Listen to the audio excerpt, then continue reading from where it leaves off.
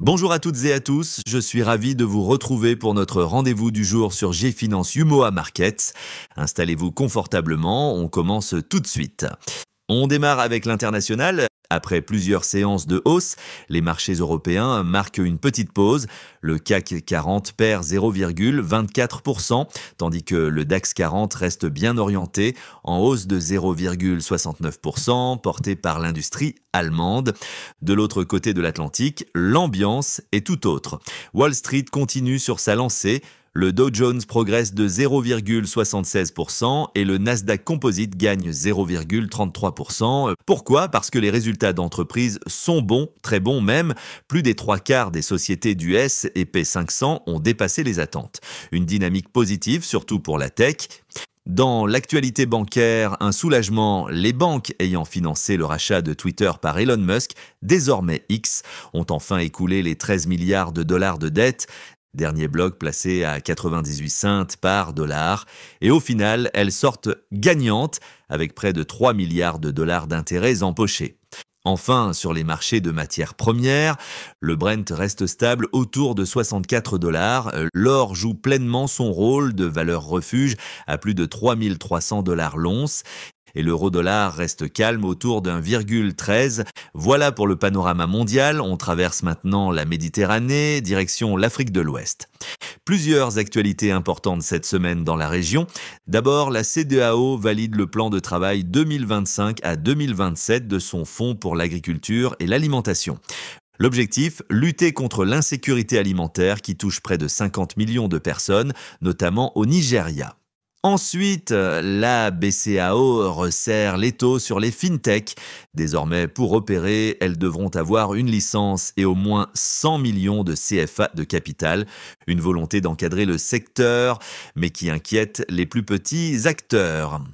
Côté bancaire, la Nigériane UBA continue de se renforcer dans les secteurs miniers et pétroliers en Afrique francophone. Une stratégie claire pour capitaliser sur les richesses naturelles de la sous-région.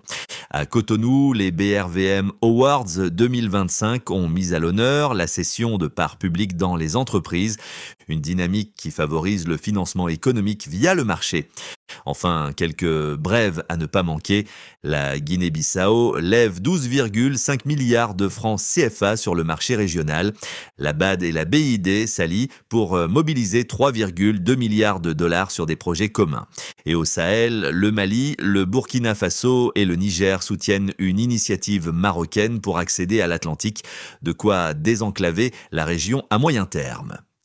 Voilà pour l'actu africaine. On termine avec notre zoom sur la BRVM où la séance de mardi a été particulièrement dynamique. Les indices terminent tous dans le vert. Le BRVM Composite progresse de 0,64%. Le BRVM 30 prend 0,79% et le BRVM Prestige, filtre qualité, gagne 0,99%. En cumulé depuis le début d'année, la performance est positive, entre plus 4 et plus 6% selon les indices. Dans le nouveau découpage sectoriel, 3 secteurs se détachent. Les télécoms, avec plus 1,7%, porté par Orange CI. Le secteur énergie, en hausse de 1,66% grâce à Total Energy. Et la consommation de base, toujours leader de l'année, avec plus 25% depuis janvier. Côté podium, Total Energy s'offre plus de 6% aujourd'hui, suivi par Bernabé qui grimpe de presque 5%. Et Sicable poursuit sa remontée à plus de 4%.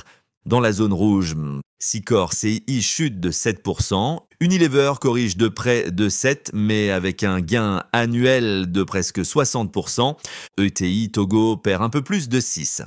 La meilleure action depuis janvier, Filtisac CI, avec une envolée de plus 74%. Et le secteur le plus performant reste celui de la consommation de base. 4 choses à noter.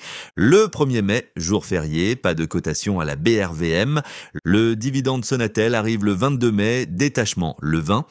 Et une nouvelle obligation Nourmoni 7,25% fera son entrée en bourse le 14 mai. Le quatrième point est une opportunité unique, le Social Bond CRRH ou MOA, structuré et distribué par Impaxis Securities. Un placement qui allie rendement sécurisé et impact social majeur pour faciliter l'accès au logement dans notre région. L'émetteur, c'est la CRRH UMOA, acteur régional de référence en financement immobilier. Le montant de l'émission, 60 milliards de francs CFA. La durée, 15 ans avec 1 an de différé d'amortissement. Le rendement proposé est attractif, 6% net par an versé tous les 6 mois. Chaque obligation est accessible à partir de 10 000 francs CFA. Côté sécurité, l'émission est notée AA+ par Bloomfield. Pourquoi investir? Parce que chaque souscription refinance des prêts immobiliers pour des familles modestes. Votre investissement est sécurisé par des portefeuilles hypothécaires nantis et un compte séquestre zéro débit. Les intérêts sont nets d'impôts dans toute l'UMOA et l'obligation est cotée à la BRVM avec possibilité de refinancement auprès de la BCEAO. Enfin, ce placement est aligné sur les objectifs de développement durable. Comment souscrire? Les souscriptions ouvrent à partir du 5 mai 2025.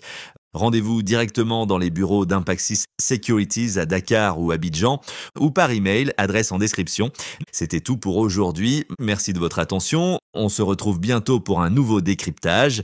D'ici là, suivez bien les tendances et prenez soin de vous.